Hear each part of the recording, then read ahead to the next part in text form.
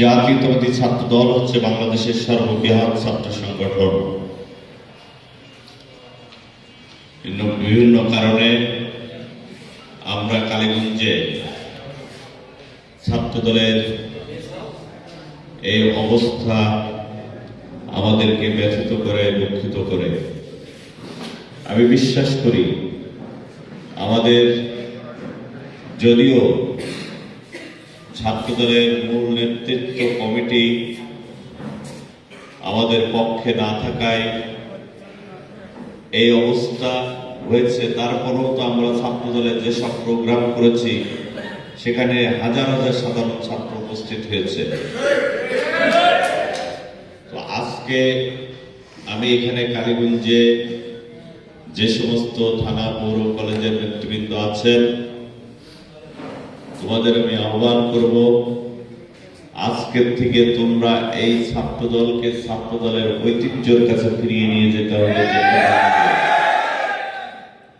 তোমরা প্রত্যেকটি পাড়া, গ্রাম, ইউনিয়ন, ওয়ার্ড, মহল্লায় যে ছাত্রদলকে সংগঠিত করবে, ছাত্রদলের ভিতরে যে সমস্ত সমস্যাগুলো আছে, কমিটি সংক্রান্ত বিষয়গুলো আমরা অচিরেই দেখার চেষ্টা করব।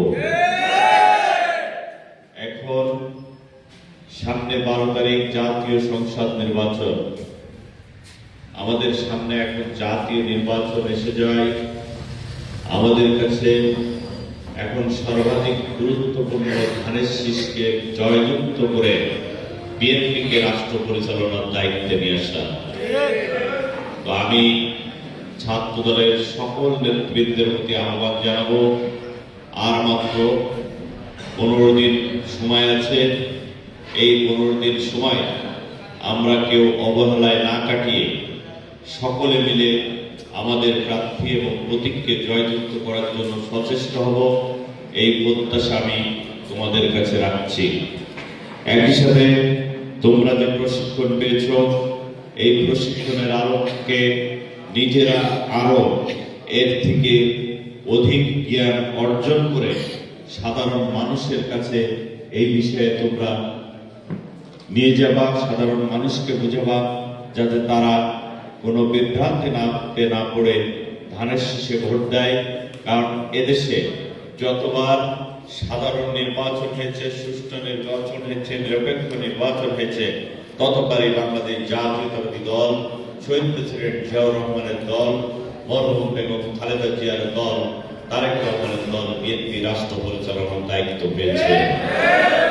আমরা বিশ্বাস করি যে আগামী দিনও, আগামী নির্বাচনে ইনশাআল্লাহ বিএনপি রাষ্ট্র পরিচালনার দায়িত্ব পাবে এবং সরকার গঠন করবে। সেই সরকার গঠনের ক্ষেত্রে প্রত্যেকটি আসন অত্যন্ত গুরুত্বপূর্ণ। আমাদের কালীগঞ্জের আসন আমরা তারেক রহমানকে উপহার দিতে চাই। এর জন্য আমরা আমাদের সকলের সহযোগিতা প্রত্যাশা করছি। আশা করি আমরা সবাই মিলে যদি কাজ করি, আমরা এখানে ধানের শীষকে জয়যুক্ত করতে পারবো ইনশাআল্লাহ। সবাইকে ছাত্র দলের পতাকা দলে সংগঠিত হওয়ার আহ্বান জানিয়ে এবং আজ বিকাল 3টায় মোবারক আলী স্কুল মাঠে আমাদের একটি মত বিনিময় সভা আছে। সেখানে আমাদের সাবেক অ্যাটর্নি জেনারেল অ্যাডভোকেট আসাদুজ্জামান, জেলা বিএনপির সভাপতি অ্যাডভোকেট এম এ মজিদ, সাধারণ সম্পাদক জাহিদুজ্জামান মনা সহ জেলা নেতৃবৃন্দ থাকবে। আমি তোমাদের সকলের দাওয়াত করছি, তোমরা সকলে সেখানে উপস্থিত হলে আমি খুশি হব।